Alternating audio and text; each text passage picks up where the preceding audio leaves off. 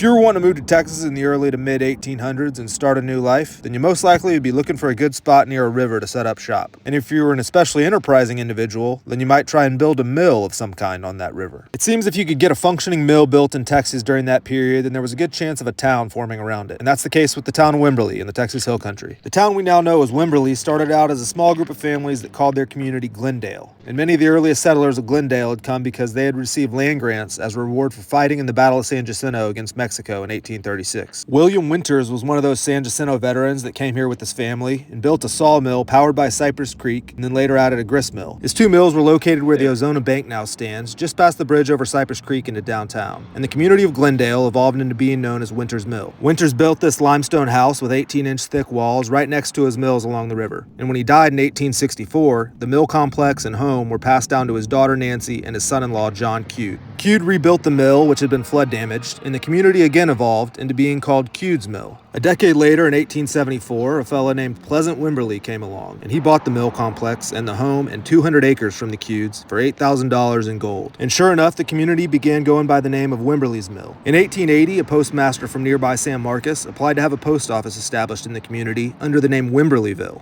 The application was granted, but whoever approved it made the wise decision to shorten the name from Wimberleyville to just Wimberley. And I guess the rest is history.